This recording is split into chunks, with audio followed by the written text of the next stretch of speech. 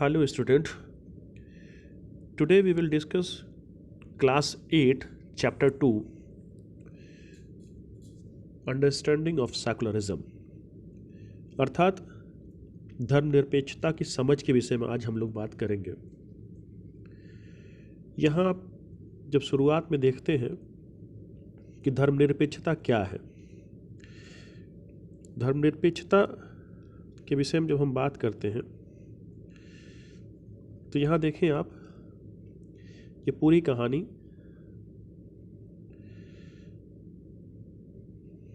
जिसके विषय में बात की गई है,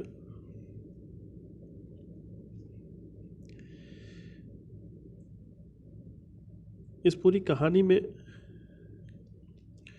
ये बताया गया है कि आप जब अगर अमेरिका में हैं और वहाँ आपके साथ धर्म के आधार पर भेदभाव किया जाता है तो आपको बुरा लगेगा। तो इसे भारतीय संदर्भ में भी समझने के लिए कहा गया है। धर्म के आधार पर भेदभाव, बेदखली और अत्याचार ये हमें अक्सर देखने को मिलता है। अगर उदाहरण के रूप में समझें, यहाँ देखिए, आपको दिखेगा, उदाहरण के रूप में देखेंगे तो हिटलर द्वारा जर्मनी में यहूदियों पर, इज़राइल में यहूदियों द्वारा मुस्लिमों एवं ईसाइयों पर, जो अल्पसंख्यक हैं उन पर अमानवीय जुल्म ढाए जा रहे थे, या सऊदी अरब में मंदिर और गिरजाघरों के निर्माण की मनाही है, या अभी ताज़ा उदाहरण आपको देखने को मिलता है पाकिस्तान में, जहाँ हिंदू अल्पसंख्यकों पर अत्याचार हो रहे हैं। ये सारी घटनाओं को अंजाम देने के लिए या इन सारी घटनाओं को वैध दिखाने के लिए धर्म का सहारा लिया जाता है। यानी धर्म को आधार बनाकर इनके साथ भेदभाव, अत्याचार या इनकी बेदखली की जाती है, जो अनुचित है। यदि हमारे साथ भी इस तरह की चीज़ें होंगी तो हमें बुरा लगेगा। और ये सब घटनाएं तब और ज़्यादा बढ़ जाती हैं जब दूसरे धर्मों के स्थान पर राज्य किसी एक धर्म को अधिकृत मान्यता प्रदान कर देता है। यानी राज्य धर्म को मान्यता प्रदान करता है और किसी खास धर्म को आगे बढ़ाने के लिए वो दूसरे धर्म के लोगों के साथ भेदभाव करता है, और जिसका परिणाम अंततः अल्पसंख्यकों के उत्पीड़न के रूप में सामने आता है। धर्मनिरपेक्षता क्या है, इसे समझने से पहले ये जानते हैं कि इस प्रकार धार्मिक आधार पर भेदभाव का शिकार कोई भी नहीं होना चाहता, और यह तभी समाप्त हो सकता है जब धर्म से संबंधित किसी भी प्रकार का वर्चस्व समाप्त होगा। यानी राज्य अर्थात यहाँ सरकार किसी धर्म को बढ़ावा नहीं देगी या किसी धर्म का वर्चस्व स्थापित नहीं करेगी। आइए समझते हैं कि धर्मनिरपेक्षता क्या है। यहाँ समझेंगे ये धर्मनिरपेक्षता क्या है। राज्य की सत्ता से हमें सुरक्षित रखने के लिए भारतीय संविधान में मौलिक अधिकारों की बात कही गई है। इसी मौलिक अधिकारों के द्वारा सभी अपने धर्म, आस्था और पूजा पद्धति को अपनाने की स्वतंत्रता सभी को प्रदान की गई है, और इसके लिए आवश्यक है कि राज्य सत्ता को धर्म से दूर रखा जाए। यानी यहां देखिए,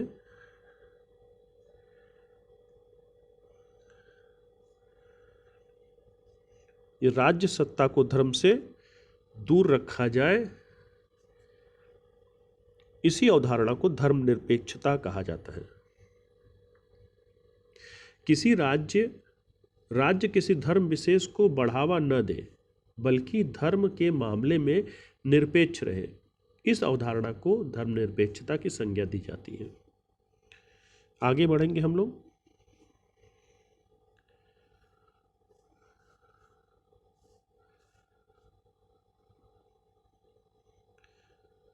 राज्य को धर्म से अलग रखना महत्वपूर्ण क्यों है? अच्छा, इससे पहले देखिए कि यहाँ दो बातें ध्यान देने वाली हैं कि राज्य सभी धर्मों को एक दृष्टि से बढ़ावा देगा, ऐसा नहीं है। यानी राज्य सभी धर्मों को बढ़ावा देगा, ये बात भारतीय संविधान में नहीं कही गई है। भारतीय संविधान में कहा गया है कि राज्य किसी भी धर्म को बढ़ावा नहीं देगा। उसके धर्म के मामले में राज्य हम जब बार बार राज्य कहते हैं तो उसका मतलब सरकार, यानी सरकार किसी सभी धर्मों को एक साथ बढ़ावा देगी, ऐसा नहीं कहा गया है। कहा गया है कि राज्य किसी भी धर्म को बढ़ावा नहीं देगी। अच्छा, अब आते हैं कि धर्म को राज्य से अलग रखना महत्वपूर्ण क्यों है। दुनिया के सभी देश, जहां सभी देशों में एक से ज़्यादा धर्मों के लोग साथ साथ रहते हैं, जिनमें कोई बहुसंख्यक और कोई अल्पसंख्यक हो सकता है। अब अगर बहुसंख्यक सत्ता में पहुंच जाए तो ऐसा संभव है कि वे राज्य सत्ता की शक्ति अर्थात कानून और राज्य की संसाधनों का उपयोग अल्पसंख्यकों को परेशान करने या उनके साथ भेदभाव करने के लिए कर सकते हैं। ऐसी स्थिति में अल्पसंख्यकों के लोकतांत्रिक अधिकारों का हनन होने की संभावना बढ़ जाती है। अतः राज्य को किसी भी धर्म विशेष को से अलग रखना आवश्यक है। इसको उदाहरण की तरह समझते हैं।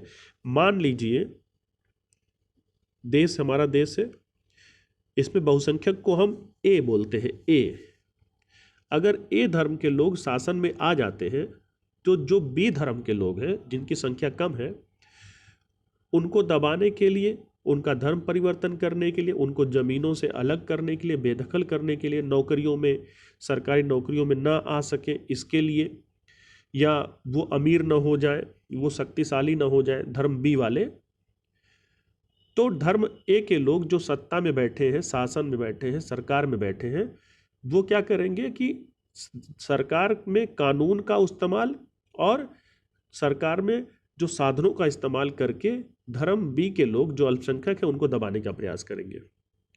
इसलिए भारतीय संविधान में कहा गया कि कोई भी धर्म, सरकार का कोई धर्म नहीं होगा जिससे अगर धर्म ए के लोग भी सरकार में आ जाए तो वो संविधान उन्हें रोके रखेगा कि वो धर्म बी का शोषण न करे जो अल्पसंख्यक है।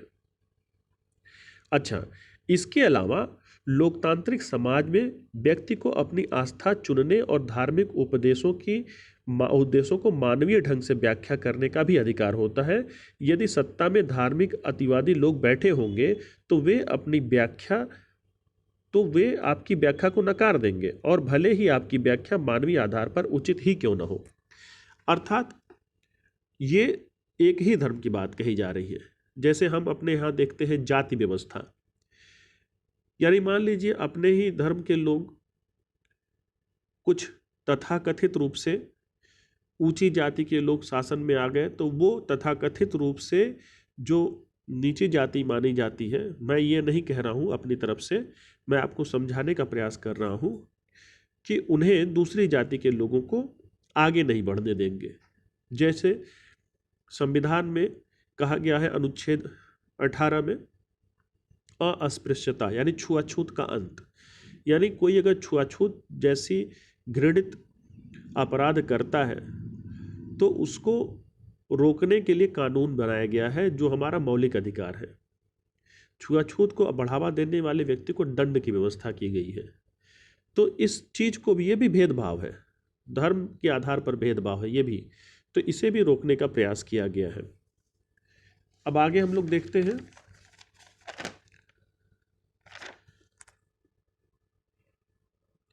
भारत में धर्मनिरपेक्षता क्या है। यहां देखिए कहा गया है भारतीय धर्मनिरपेक्षता क्या है। ये तीन चीजें देखिए इसमें कही गई है, इसे आप लोग ध्यान से देखें। यहां भारत में धर्मनिरपेक्षता इन तीन आधारों पर कही गई है। कोई एक धार्मिक समुदाय किसी दूसरे समुदाय को नहीं दबाएगा। कुछ लोग अपने ही धर्म के अन्य लोगों को न दबाएं। राज्य न तो किसी खास धर्म को थोपेगा और न ही लोगों के धार्मिक स्वतंत्रता को छीनेगा।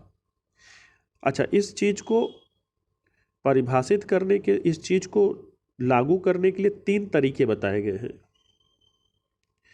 3 तरीके क्या हैं? पहला तरीका है, राज्य स्वयं को धर्म से दूर रखेगा, अर्थात भारतीय राज्य की बागडोर न तो किसी एक धार्मिक समूह के हाथ में है और न ही राज्य किसी धर्म को समर्थन देगा। सरकारी संस्थाओं में किसी खास धर्म को प्रोत्साहन देने और उसका प्रदर्शन करने की अपेक्षा नहीं की जाती है। अब आप यहाँ देख लेंगे, यहाँ कहा गया है, इस पूरे कहानी में देखिए, इस कहानी को आप पढ़ेंगे, इसमें स्कूल में एक आयोजन करने की बात कही जा रही, धार्मिक त्यौहार मनाने की बात कही जा रही, जिसे सर ने मना कर दिया। वो इसीलिए मना किया कि हमारे यहाँ जो भी संस्थाएं हैं, सरकारी संस्थाएं, उन संस्थाओं में इस तरह का किसी भी प्रकार का आयोजन नहीं हो सकता। अच्छा, दूसरा जो तरीका है कि राज्य को धर्मनिरपेक्ष बनाए रखने का जो दूसरा तरीका है वह है अहस्तक्षेप की नीति। अहस्तक्षेप क्या है? यानी कि इसका अर्थ यह है कि राज्य सभी धर्मों की भावना का सम्मान करेगा और धार्मिक क्रियाकलापों में दखल नहीं देगा। इसके लिए कुछ धार्मिक समुदायों को विशेष छूट दी गई है। यहाँ विशेष छूट की बात देखिए, यहाँ कही गई है, इसे देखें आप, इस कार्टून को देखें। इस कार्टून में एक सिख है जो कि पगड़ी लगाते हैं, तो उन्हें पगड़ी लगाने की छूट दी गई है। अगर वो हेलमेट नहीं लगा सकते हैं, नहीं लगाना चाहते हैं, तो उनको सज़ा नहीं दी जाएगी, उनके ऊपर जुर्माना नहीं किया जाएगा, उनका चालान नहीं कटेगा। ये अहस्तक्षेप की नीति है। लेकिन वही देखिएगा कि आप कि जो तीसरा तरीका है धर्मनिरपेक्षता को बनाए रखने का, वह तीसरा तरीका है हस्तक्षेप की नीति। इस नीति का प्रयोग राज्य तब करता है जब धर्म या जाति के आधार पर भेदभाव द्वारा किसी समुदाय, जाति विशेष को उसके मौलिक अधिकारों से वंचित कर दिया जाता है। इसका उदाहरण है अनुच्छेद 17, छुआछूत का अंत। इसके अलावा राज्य बराबरी के कानून का पालन करवाने के लिए राज्य धर्म आधारित निजी कानून यानी पर्सनल लॉ में भी हस्तक्षेप कर सकती है, जैसे माँ बाप की संपत्ति में बेटी को हिस्सेदारी देना, या फिर अभी जल्दी में एक कानून पास हुआ है जिसको 3 तलाक बोलते हैं ना, 3 तलाक की समाप्ति। अभी वर्तमान सरकार में 3 तलाक की समाप्ति का कानून बना है, वह भी हस्तक्षेप की नीति के तहत किया गया। ये देखिए निजी कानून, इसको पर्सनल लॉ बोलते हैं, इसमें हस्तक्षेप कर सकता है। तो 3 तरीके हैं। पहला, राज्य स्वयं को धर्म से दूर रखेगा, दूसरा अहस्तक्षेप की नीति, और तीसरा है हस्तक्षेप की नीति। ये बात कही गई है कि कैसे भारतीय राज्य स्वयं को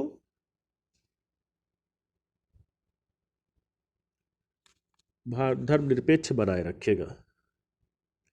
ये आज के चैप्टर का आधा हिस्सा है। और आइए थोड़ा सा और देखते हैं आधे हिस्से को। यहाँ देखेंगे भारतीय धर्मनिरपेक्षता दूसरे लोकतांत्रिक देशों की धर्मनिरपेक्षता से किस तरह से अलग है। ऊपर दिए गए 3 उद्देश्य दुनिया के अन्य धर्मनिरपेक्ष लोकतांत्रिक देशों में संविधान में दिए गए उद्देश्यों से मिलते जुलते हैं। अब जैसे अमेरिका में कहा गया है कि वहाँ पूरी तरह से धर्म को राज्य से बिल्कुल अलग कर दिया गया है।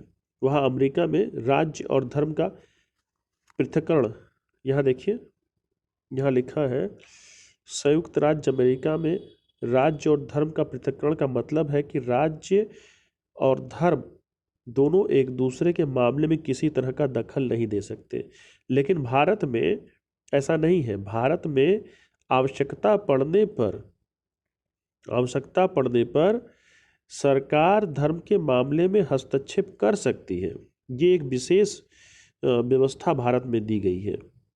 अब वहाँ अमेरिका में देखिए, अमेरिका में लोग जब सुबह का प्रार्थना करते हैं स्कूलों में, तो वहाँ वह ईश्वर की छत्रछाया शब्द का प्रयोग करते हैं।